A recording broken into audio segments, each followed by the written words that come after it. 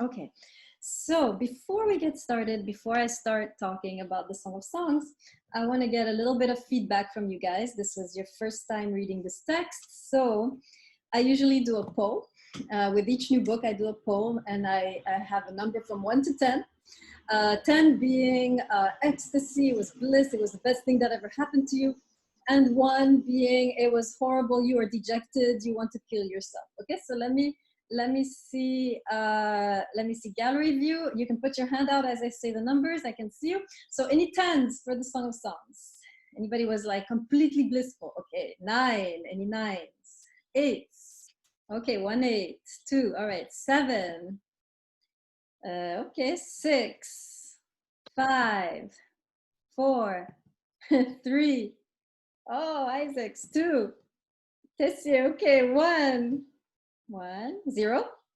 Okay, no zeros at least. Okay, let's start with the haters. I'm gonna start with Tessie and Isaacs. Tell us what happened. Okay. Should I go first or? Whoever, you decide.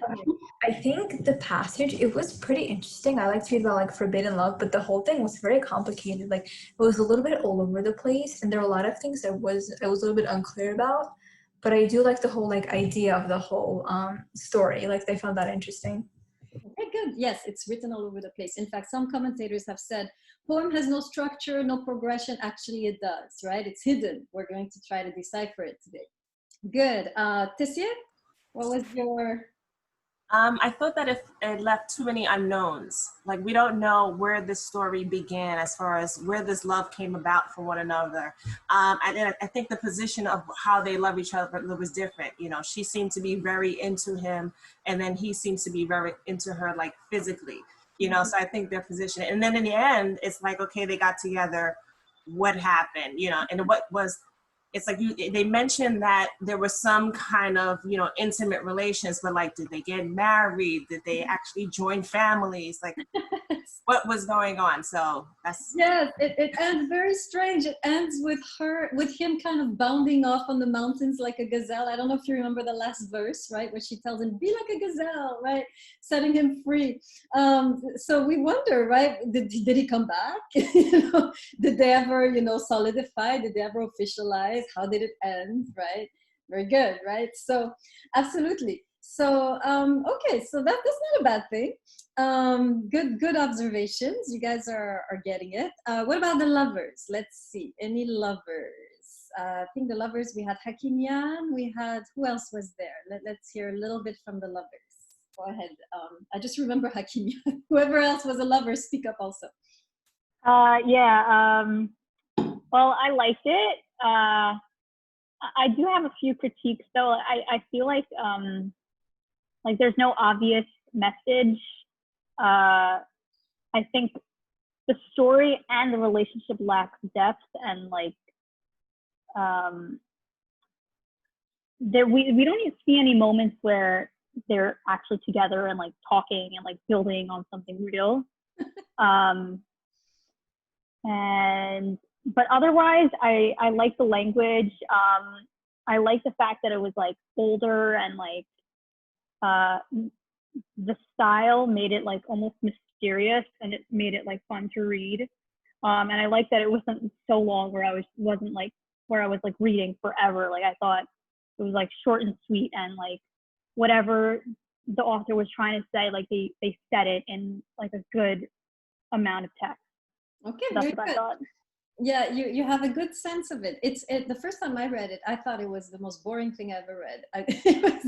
So it does feel, you're right, it does feel superficial. It does feel like the relationship is strictly physical, that they're just infatuated, right? It really feels like nothing is going on. They're not having, you're right, there's no conversation ever. It's either one is talking or the other is talking, but they're never really having a dialogue. I don't see a dialogue. That's a very interesting point, actually. There's no dialogue in the text. That should say something, right? But remember, since it's a wisdom text, we know that there is something deeper going on, and that's what we're going to try and decipher today. But you're right, if you just read it once or twice, it does come across as very kind of immature, superficial, unidimensional. So good observation, right? All of your comments are on point. Anybody else want to have a last comment before we get into the text? I felt like the text was really, the people that were speaking were in love with the idea of love. So how it manifested was different. For the man, it was physical, and for the woman, it was, oh, I want to be kissed and things of that nature. So that was interesting. Yes, very good. We are getting a sense of the gender differences in the text, right? They are experiencing this love story differently. Very good. We'll talk about this today, the differences between the man and the woman. Very good. Okay, let's get into the text. So for the first hour, I have two sections I want to talk to you about, and I have two different titles. So number one, I'm going to call it sensuality and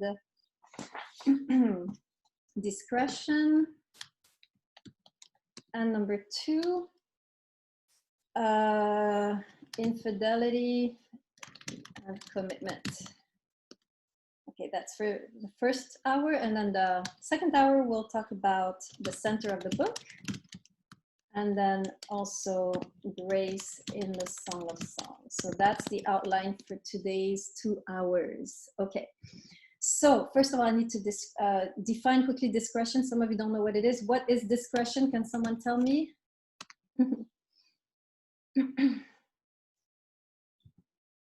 Someone must know. Professor, I don't know where you wrote this, but I didn't see it in the chat. Oh shit.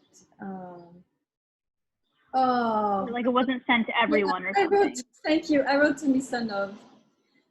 Okay. Starting over. Number one. Thank you. Sensuality and discretion. Number two, infidelity and commitment. Number three, the center of the book. And number four, grace in the Song of Songs. Okay, so we were defining discretion. What is discretion? Somebody tell me really quick. Like privacy? Okay, yeah, very good. Right, discretion is a kind of reserve, right? Private, shy. Caution. Cautious, yeah. Okay, very good, right?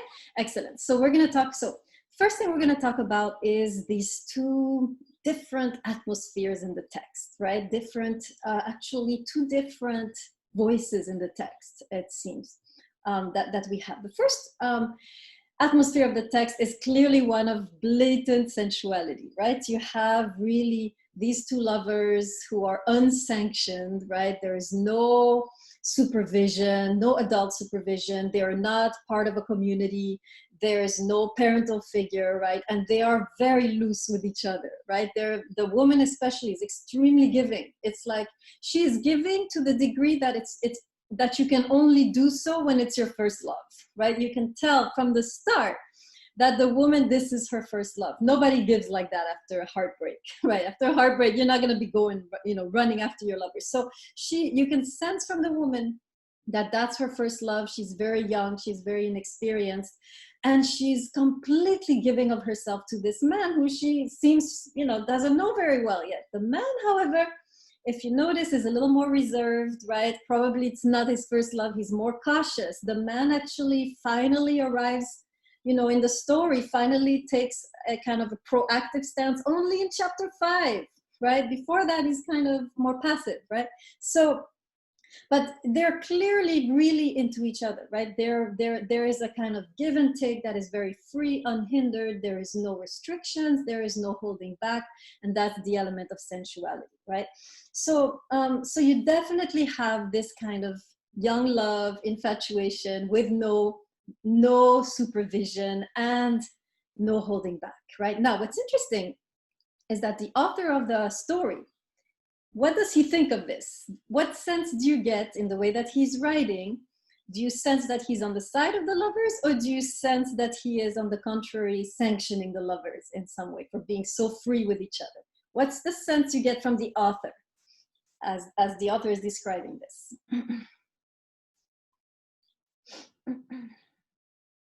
In other words, do you sense the author is on the side of the lovers or not, right? Green, go ahead.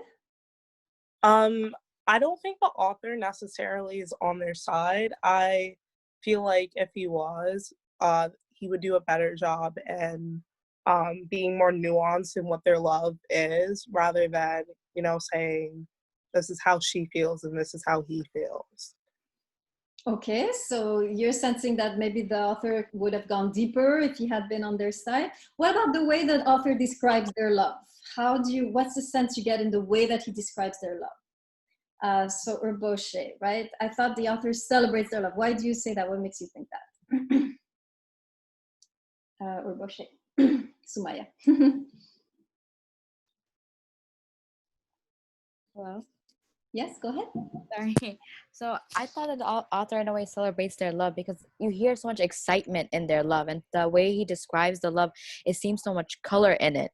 He says it with a myrrh, with what do you call the way he describes the girl, the way he describes their love. I don't know. It was very descriptive and very passionate. Okay, good.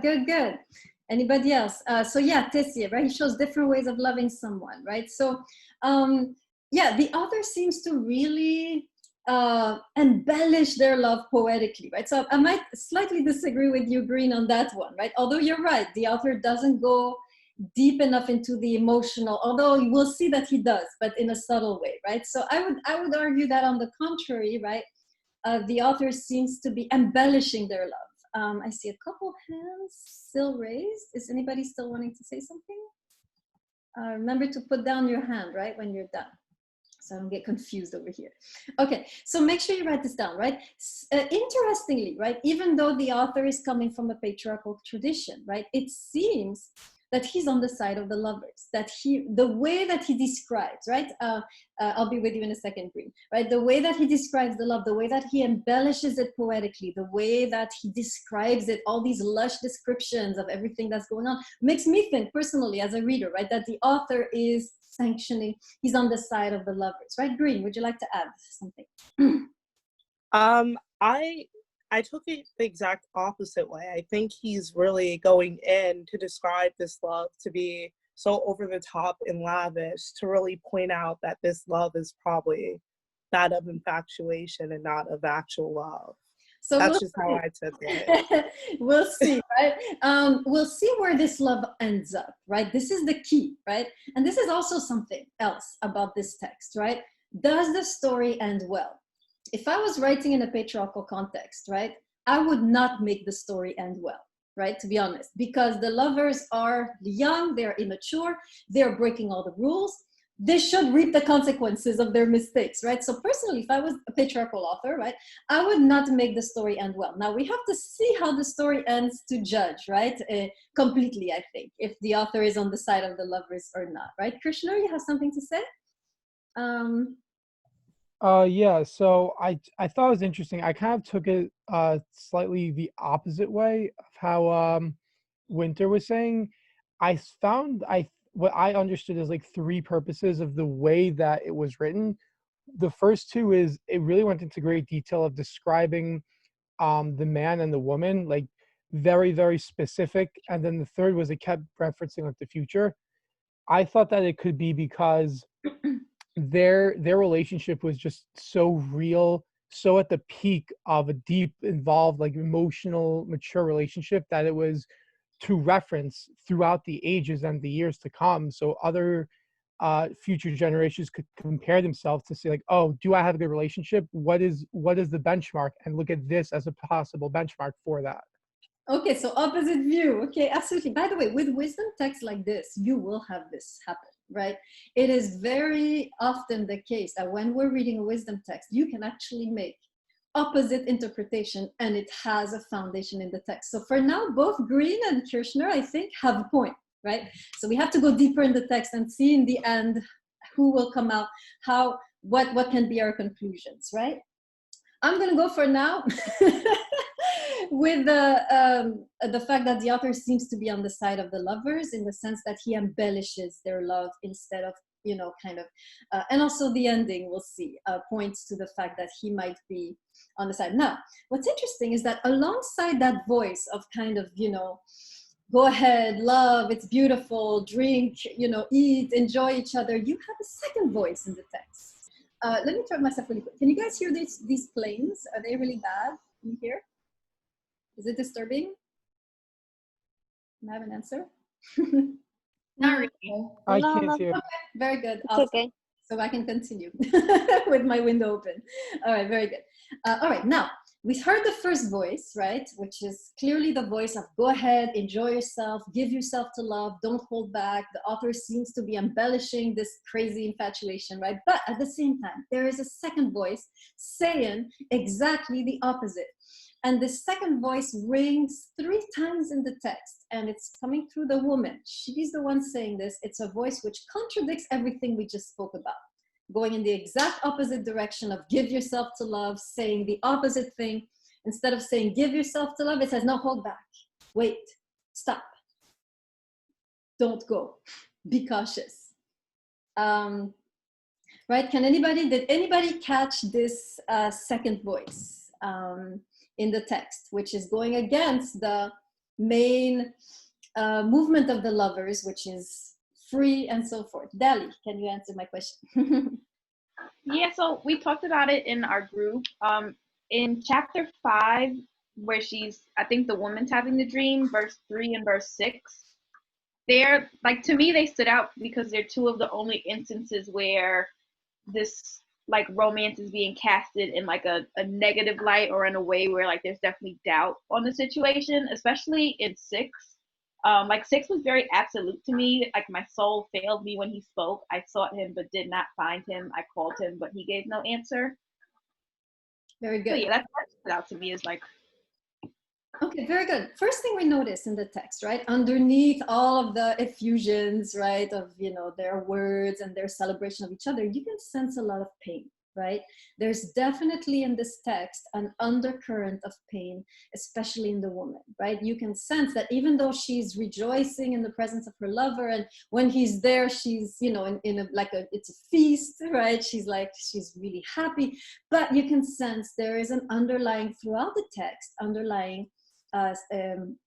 emotion of pain, right? So you have that, right? So that could work as a second voice. It's not the voice I was thinking of, but that's also an interesting direction, right? That can be studied. What is this connection between pleasure and pain that we have in the text, right?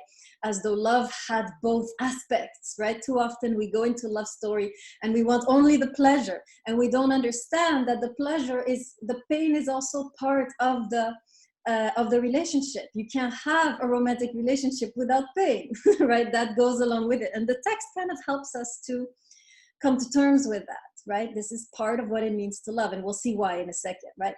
The second voice I was seeing is a voice that comes up 3 times, which I have called the voice of discretion.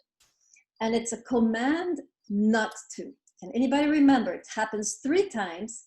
The woman is saying, don't, 3 times, as though she's putting a limit on her own love or on her lover's love. Can anybody remember what that passage is? Yeah, was it when she said that I don't remember the exact word, but don't take love until it's ripe? Very good, excellent. Okay, so I'm going to write you the reference. You have it in chapter 2, verse 7.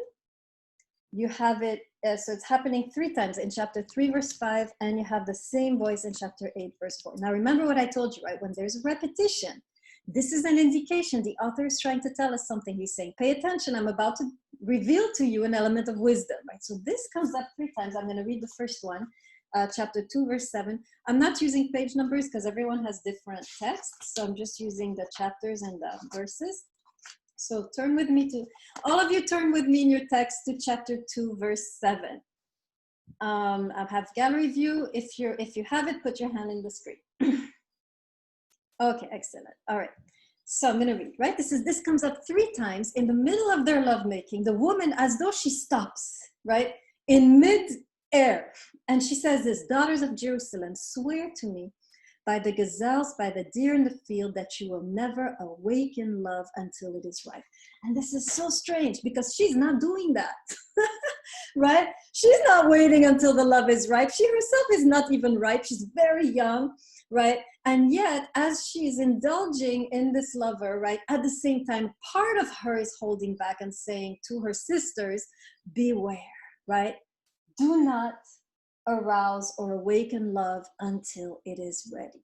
And so we have these two attitudes in the text that are juxtaposed, right? So this is strange. So when you're reading the text trying to get like, wisdom, you're going to start to wonder, well, wait a second, should I give myself to love or should I hold back? Which one is it, right? Make sure you write this down, right? In your notes, there are two contradictory behaviors or wisdoms in the text. There are two contradictory wisdoms. There is the wisdom of giving yourself fully to love without holding back. That's also wisdom, right? When we do Rumi, we're going to talk about the wisdom of folly, the wisdom of madness, right? So this is a kind of madness to give yourself fully to someone. It's crazy, but it's a kind of wisdom also. So there's this first wisdom, and then there's the second wisdom: don't. Refrain, stay back, be careful, be reserved, be cautious. So the question is, which one is it? Anybody know? How should we understand these two wisdoms together? Because the author seems to be saying both. We need to be doing both. How? It seems like you can either do one or the other. Either I give myself completely or I hold back. How do I do both? I saw a hand, which I forgot who it was. Who were you? It was me. Okay. I was thinking maybe she admits to herself and to her sisters that she might have made a mistake and gone too fast with it, and that maybe she's giving them advice for when they grow up. And okay, yes, you can give that interpretation. It's not the one I'm gonna give, but this works too, right? It's like she's regretting, right? She's like in this relationship and she realizes she rushed it and it's crazy, and now she's turning to her sisters and she's like, don't be like me. Right? That's one way to see it. Another interpretation, there's other ways of seeing this. Who else has raised their hand? I can't see who raised their hands. Other hands? How do we very similarly to what she was saying, specifically maybe she's writing it in hindsight, so those moments where she's doubtful and she's warning her like the daughters of Jerusalem, maybe that's from after it ended. Okay, so you're saying the same thing. So this is the first interpretation, right? First interpretation is saying she's doubtful. She's saying, I made a mistake. I rushed into this. Don't make the mistake I made. There's another way to hear this. Who else has their hand raised? I have my hand raised. Go ahead. I was thinking that it can also be a balance, like every single thing basically in this world. Like there's a balance. There's times that you should like jump into something and really like put in your all, and there's times to be reserved. Okay, excellent. Second line of interpretation. There's a time to give yourself fully to love, and there's a time to wait, right? And you have to be cautious and prudent and smart about it, like Cuomo says all the time. I don't know if you listen to his briefings, right? You have to be smart, right? So if you're going to be smart about it, there's moments you have to hold back until you know that the person is, worth it. And then you give your all. So that's a second way to interpret. There's a third way. Can anybody catch the third way? Okay, let me tell you.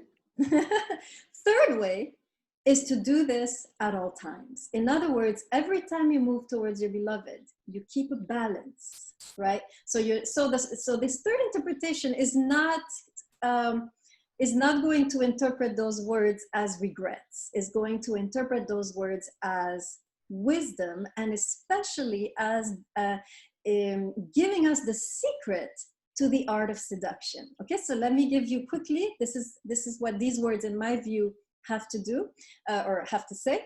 These words are giving us the key to the art of seduction. Okay, so, and let me define what I mean by seduction, right? The art of seduction, make sure you write this down, put it in the chat, right? The art, make sure I put it to everybody.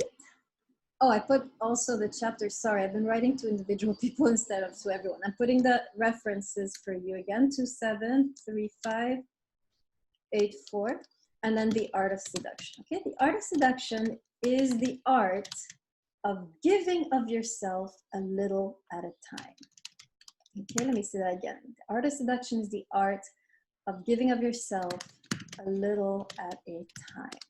In other words, you are fully ready to engage with this person, but you're artful about it. It's not that you're smart about it, because you are ready to do this no matter what, even though you don't know them completely, but you're artful about it. I'm going to go about this in an artful way. I will give a little and hold back a little, and I will give a little. That is the secret of seduction. If you want to learn to seduce, make sure you listen everybody carefully, because everybody wants to know how to seduce. If you want to know how to seduce, you have to master the art of giving a little but not too much, right? And holding back a little but not too much. You always give a little and wait, see how it goes. Give a little more, hold back. Okay, so let's see, how does this look concretely? And before we do that, I saw another hand. Who was the other hand who got raised? Before we go into the examples of the art of seduction.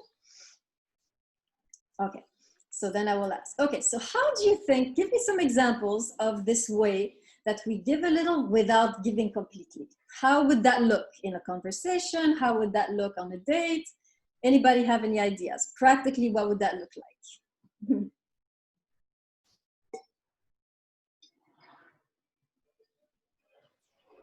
I guess in a conversation, it would be like you share a story about your childhood, or you tell a story that has to reveal something about your personality. So in conversation, you give a little bit, but then you start talking about them, you start talking about other things. Okay, very good. You don't overwhelm them with your childhood traumas, for example, right? A lot of us, we're on the first date and we're like, yeah, my father and my mother, and they did this and did, and life sucks. And now you have completely submerged them. You've given them too much information. You might not get a second date, right? Dali, you had your hand up. Go ahead. I had it up, but I think that now that I'm thinking about it, it doesn't make as much sense. Like, in conversation, like, you can talk about kind of like baseline things, but like not necessarily get into like specific details, like how you said, basically. So like, you can, like, someone asks you, like, you know, what do you value? And you're like, I value like honesty, but you don't get into, you know, maybe why that's like super important to you at this point in life right now. Yes, because the last person was lying to me every day and I hate their guts and they're still stalking me, by the way, right? You know, you don't go all those details. Excellent. Let me give you an example of a date gone very wrong that I was watching live streamed. I mean, live. So I was in a coffee shop and I was, you know, I was sitting, I wasn't seeing them, I was hearing them. But it struck me after a while that I had listened for about a half hour, kind of, you know, not really listening, but hearing, right? And I realized the woman had not stopped talking for a half hour. She was talking and talking. And so I turned around to look, right? Because it was just fascinating. And so she was talking and talking about everything, her coworkers, her mom, her dad, her school, her work. And the guy was like, really nice guy, right? Now, let's imagine they all go home. They go home in their separate ways, right? Now let's imagine the girl, right? She goes home to her roommate and she's like, what do you think she's gonna tell them after this first date? What's going to be her? That he didn't talk so much. That what? Maybe that he didn't talk at all. Okay, there's a reason for that though, right? Maybe she'll say, oh, it went really well. He's a really good listener and I like that. Yes, exactly. She's gonna go home and be like, oh my God, I met such a sensitive guy. He's such a good listener and he's so amazing. Now let's imagine the opposite. The guy goes home to his roommates. What do you think he's gonna say? She won't shut up. Exactly. He's like, oh my God, I'm done with this one. I'm ghosting her right now. Like, it's over. Like, this is just, it was so exhausting. I couldn't put in a word, right? That's the idea, right? Kanai, you want to add? Go ahead. Yeah, so it could also, a good way to present this is like a game of chess. You make one move and see how the other person follows accordingly. I like that. I like that. Can you put your face on, Kanai? It would be nice to see you while you talk. Oh, I unfortunately not today, maybe the other day, because it's my first day. I didn't know you were going to require videos, but I promise after today, I definitely will. You don't look like yourself. Okay, I understand. Yeah. Excellent. But yes, I love the way you put it. It's a game of chess where you make a move, but you don't want to make all the moves, right? Because then what are you doing? You're alone. To play chess, right, to make a move and wait for the other is really one of the most graceful things you can do, right, in a relationship. You've made your move and now you have the patience and the courage, right, to wait for the other to respond. This is what it means to seduce. To seduce, you know, I've noticed how in our civilization, seduction has become a game of power and of manipulation, right? You have this big book right now that all the men are reading. I caught one really nice guy reading that book. I felt sorry for him. Anybody remember the name of the book on seduction for guys? What's the name of that book? Some of you know this. Is it The Art of Seduction? I don't know if it's the 48 Laws of Power, but it's something like that. It has to do with seduction. Nobody knows this book. How to be, you know, like how to get any woman you want, to seduce any woman you want. It's a guy's book. Nobody knows. I need to look it up. Extra credit, whoever finds me the title of that. Yes, thank you. Okay, Sumaya's not in the class, but that's okay. The Art of Seduction by Robert Greene. Okay, I read the first few lines and I couldn't continue because it was such a book on manipulation that my ethical sensitivities were so traumatized, right? So that's my point, right? We have made seduction into a game of power and manipulation. The equivalent, by the way, for women is The Rules that I talked about. I think I have the book here. No, The Rules and The Art of Seduction, right? By Greene. These are two books. I'll tell you the name of the woman after the break of The Rules. Right? But these are two books written to learn to control the opposite sex, right? And to manipulate them into sticking with you. What we're learning here is the art of seduction is very different. The art of seduction is an act of grace towards the other. You're giving a little and you're allowing them, you're giving them the space to come closer, right? And then you give a little more and then you wait, right? So it's really a gesture by which you invite them to come closer rather than a gesture by which you manipulate them, or, you know, like the fishing metaphor, right? That we have for women towards men, right? This is really about respect and honoring the other person's rhythm, right? So giving a little at a time, never too much. This goes, by the way, on every level, right? You can start in the conversation. Don't give too much in the way you dress, right? Don't give too much in what you offer physically, right? A little at a time, right? You don't have to go to bed on the first night, no, right? You can make it last a little bit, right? This is the seduction. If you skip the seduction, it becomes boring, right? So you make it last, you create some time, right, between the dates and so forth. It has to do also with the way you reveal yourself, your achievements, your money, your status. You don't have to throw everything in their face the first day, right? Little at a time. Now, I want to develop this idea briefly. I think I have some time, yeah. This idea of seduction in the Hebrew context has another name, or discretion, the idea of giving a little at a time. There's a technical word for it in the Hebrew tradition, and the technical word in Hebrew is tzniut, which actually translates as modesty or discretion. I want to talk briefly about that a little bit. Modesty, you've seen certainly how religious Muslims and religious Jews dress differently, right? They cover up more. And some of us wonder, well, why do they do that? They must be hot. And we don't really understand, right? Actually, what is going on is exactly this. You reveal, but only a little bit. And you learn to be modest, not only in your clothing, but in the way you reveal yourself. Now, I want to really emphasize this, because a lot of us on a first date, we want to impress. We want to lay it out. Oh, and by the way, you know, you come in. I had a date. I don't know if I should tell you this, but he just ruined it for me. This was a guy that I liked because he drove a truck, and I like trucks. And so he had a truck, like, you know, those normal trucks, not a big one. And so he invited me on a date, and I said yes. And he came in to pick me up in a red sports car. I thought I was gonna die. Impress, right? It didn't work. It had the opposite effect, right? So very often we want to impress, we want to flash, right? And all our assets. But what is the effect of that? What happens when you're on a date and you sense the other person trying to impress you? What does that create in you? How do you feel towards that person? Tell me. Dislike. Exactly, right? You get turned off. And we often don't realize that it's better to give a little bit you don't have to impress. You don't have to make an impression. You can just relax, right? The less, in fact, let me add, this is very important. The less you try to make an impression, the more you will make an impression. This is the paradox, right? The less you try to make an impression, the more you will make an impression. In other words, the less you try to shine, the more magnetic you will become, right? Let me write this down because this is really, really good.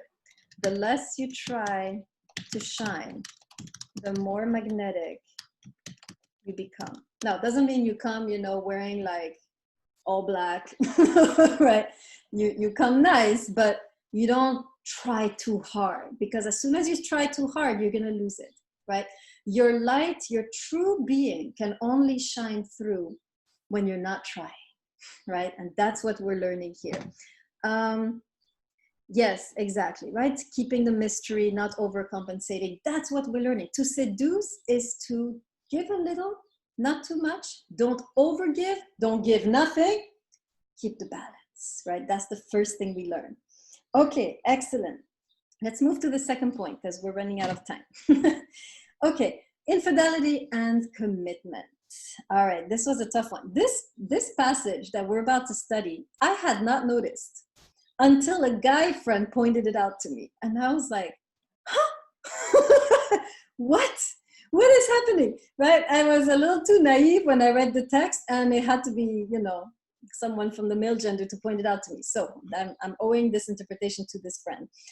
So I came across this interpretation when I was reading another repetition that happened 3 times. So I was intrigued, but each time it happened, it was changing a little bit. Let me give you the references. So we're in the second part now, right? Infidelity and commitment. So look at 2:16, 6:3, and 7:10. We're gonna look at that. Okay, we're gonna explore that passage together. So let's turn all of us to 2:16 first. Let me make sure that you're all there. Okay, if you're there, put your hand in the screen. Okay, great. All right. Okay, so I started with this one, and we'll first look what it means, and then we'll see how it shifts over time, right? So she begins, so we have 2:16, and this is a woman talking, and she says, "My beloved is mine and I am his." This is one of the most beautiful passages, right? So I'm like, oh, you know, so beautiful. And then it continues, and it says, "He feasts in a field of lilies." And I'm like, okay, what does that mean? He feasts in a field of lilies. Oh, that's nice. I thought he went to pick her some flowers. You know, he meditated in the field of lilies, and then he picked some flowers and he brought them to her. Is this what's going on? See if we have some crooked minds in the class. Is this what's happening? He's meditating in the field and cutting some flowers for her. Yes, Green, go ahead. I think it was a little bit before that, when the first line in chapter 2, she says that she's a rose of Sharon, a lily of the valleys, and then she goes on to say that she's among the lilies. So I think that's a reference to women in general, and yeah, she's his and he's hers, but she's one of many. Very good. You're reading very well, right? Exactly. If you go to chapter 2, verse 1, she says, "I am the wild lily of the valleys." And then he says, "Like a lily in the field, such is my love among the young women." And so why all of a sudden, in chapter 2:16, is he feasting among lilies in the plural? If you've heard him say lily in the singular about her, you know that lilies in the plural is other women, right? So here we are, devastated, right? So here she is, right, affirming her love. She seems to be completely oblivious, like many of us, right? And then here he is. We don't know if he's actually cheating on her, or if he's thinking of cheating on her, or if, you know, if women are on his radar, like some of you say, or he's playing in the field, right? But definitely there is more. Okay, so now we're in trouble, right? So now let's continue. This is interesting. Let's go to the next section, the next occurrence, which is 6:3. Bear with me. Let's investigate. 6:3, there is a slight shift, which doesn't come out in the translation, but I'm going to tell you. Okay, so I'm going to write everything down. So in the first occurrence, we have "my beloved is mine," and then you have the lilies. Okay. Second occurrence, actually in the Hebrew, it's slightly different, right? If you read in the Hebrew, it doesn't say my beloved is mine. It says I am instead my beloveds. Okay, I'm writing this in the chat. And then do you still have lilies? Are there still lilies in the horizon of the guy? Yes or no? Yes. Yes. Okay. All right. So notice, right? These are important shifts. Now let's go to the last one. This is the most exciting one. Chapter 7. What did I say? What's the text I said? What did I tell you? 7:10. Okay. What is 7:10? I'm sorry, 7:11. Okay, what does 7? Okay, so 7:11. Again, she says, so this third occurrence, I am my beloveds. And are there lilies? Where are the lilies? No. No more lilies. Okay, now you have the whole scenario. All right? I've written all in the chat. So there's a progression. There's something going on. She begins, my beloved is mine and I'm his. He's in the lilies. Then she continues, I am my beloved's and he's mine. Still the lilies. But then in chapter 7, where she's again, I am my beloved's, he's mine. All of a sudden, there are no more lilies. In other words, by the time we get to chapter 7, he has committed, right? It says very clearly, he longs for me and only for me, right? In other words, something has shifted in the man that has brought him from infidelity, or, or at least, if he's not committing infidelity, he's at least thinking about it, right? It has brought this man from this kind of, diffused, out of focus behavior to strong focus onto her. Now, here's my question to you. I have given you all the clues in the chat. Here's my question to you. How did she do it? What's her secret? What did she do? She got this man to commit. I want to know how to do this. Somebody tell me how to do this, right? How did she do it? How did she bring this man into focus? The clues are in the chat. I have typed up everything that is important. Look at the way she speaks, right? Look at what shifts in the way she speaks and tell me if you can sense what was her strategy. What did she do that made this man, that brought him into focus in such a powerful way? Yes, Hakimian, go ahead. Sorry, something. Well, I noticed that she changed her language. Like, she started by saying, my beloved is mine, but then she said, I am my beloved. So it sounds like she's like relinquishing some control. And also the fact that this happens over time, like, shows that she waited. So, like, just being patient. Okay, you got both at the same time, Hakimian. You're a genius. Let me explain what Hakimian is saying, right? First thing we see, there's two things she's doing that she has to do together. Otherwise, it doesn't work. I'm going to show you. First thing she does, notice the shift from my beloved is mine to I am my beloved, right? This is a movement from possessive to surrender, right? This is the first thing she does. Let me write it down. Right? First thing she does, she relinquishes control, right? She goes from my beloved, she goes from possessive, right, to surrendered. Okay, so let's explore that a little bit before we get to the second point. First thing, now this is so counterintuitive. When we sense that our boyfriend or girlfriend might be, distracted, to put it mildly, right? First thing we do is we jump on their phone and we want to see who talked to them, who are they chatting with. We go on Facebook and we check, we tell them, right? We expect them, and we become Orwellian, like Big Brother, right? So we start to put pressure. We start to put expectation. We want to control the situations, right? This is the normal reaction, right? I see a couple hands. Go ahead. Wait, do you want to talk? Go ahead, Sigurd. So I thought maybe like in the beginning, how she warned her sisters and everything, like, don't do what I did, like, don't go too fast. So maybe in the beginning she was going too fast, then she realized it, and maybe she was like taking control of the relationship, and she realized that the man probably didn't like that, which was why he started to think about other women. And then she like realized, and she's like, okay, I need to slow down, and then she she let the man take control, which I think is what you. Very good, right? Absolutely right. First thing, and this goes against every nerve of our body, right? We want to control the situation. We feel so insecure and we feel so defeated and we feel so scared and anxious that we want to control the situation. And so we beg the man, what are you doing? Don't you love me? And don't, stop doing that. And And the man that he is, is going to continue, right?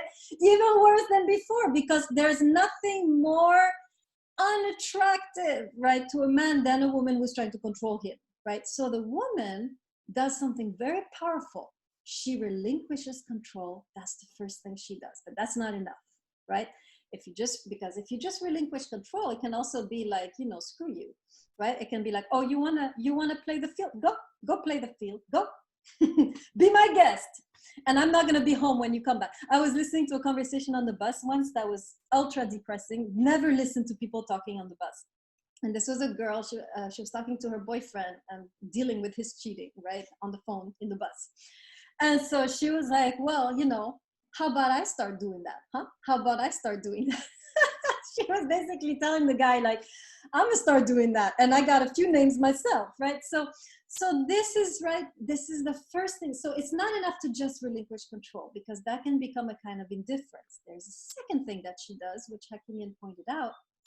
At the same time that she relinquishes control, she holds on, right?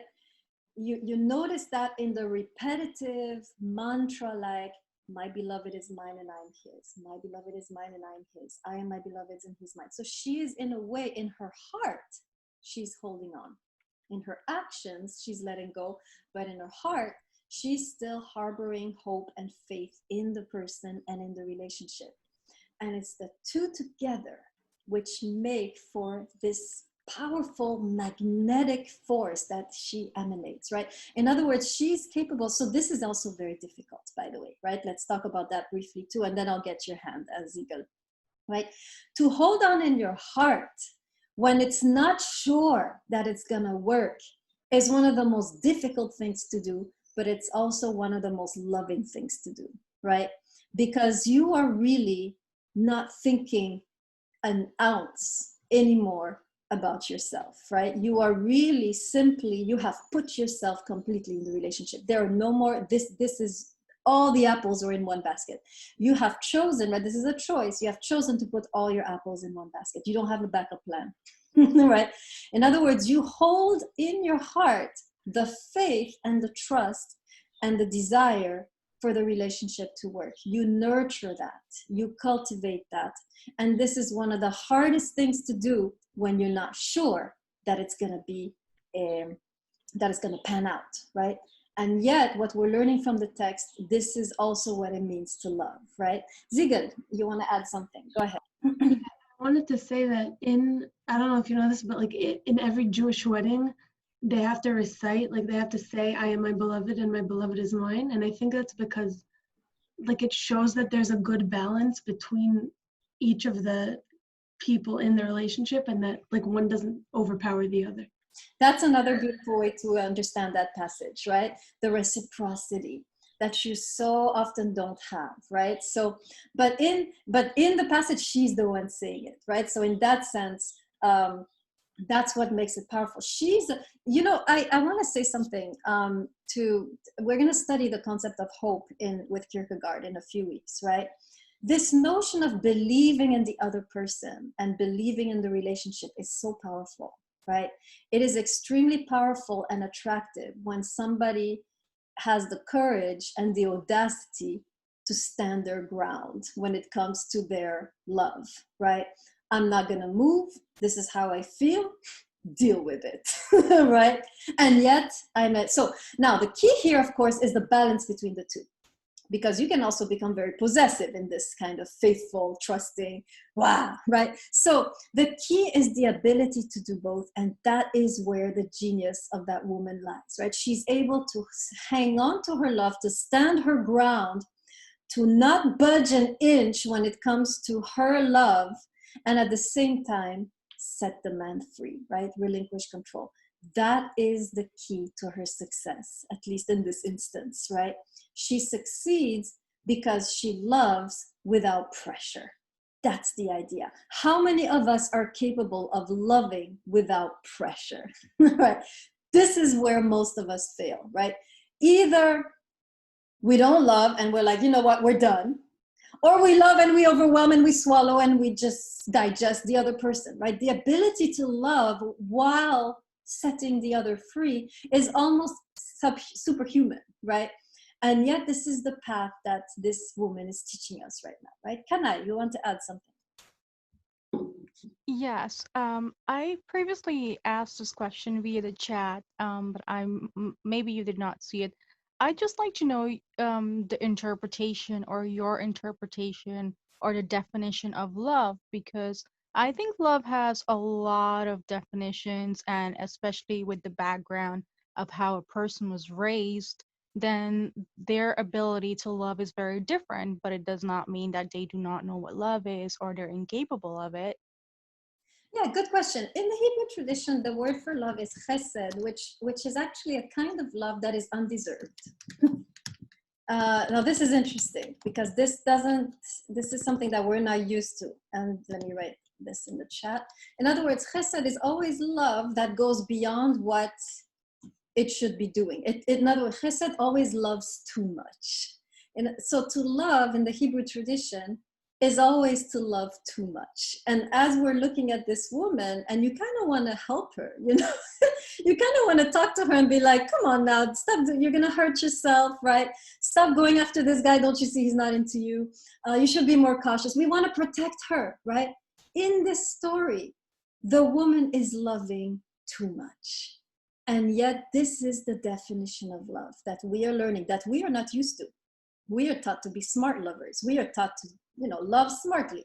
I'm going to love and wait and see whether you are worth it. And then I'm, right? This woman has she's not thinking about her own safety. She's loving too much. And this is one of the definitions of love that we have in this text, right? This is one way to understand. Lo, you want to add something? Go ahead.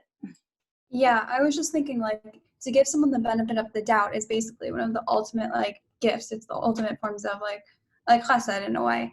And that's what she's doing. She's giving someone the ultimate gift. Exactly, right? She's giving him the gift of waiting for him, right? That's what also, I think it was Hakimian or Ziegel who said, it goes through time, 3 times, 7 chapters she's doing this, the whole book. She's doing this. It's not she's doing this the first few days and then she's like, you know, screw it. No, the whole book. This is spanning the whole story. This is an act of audacious, unreasonable patience. The ability, you know, I've come to finally the conclusion. What is love as far as I've discovered it in this text? Love is the ability to wait for the other person. Can you wait for them? Can you wait for them to get their act together? Can you wait for them to change? Can you wait for them to learn to love? Can you wait for them to commit? Right? This is really what we're learning here. And we'll talk more about it in the second hour, right? This notion of patience we're going to talk about, right? Okay, excellent. Let's take a break. We are all very tired. Let's take a 4-minute break. So come back exactly at 5:25, and then we'll do the second section of the text. All right, I will see you in 4 minutes. I'm going to stop the recording.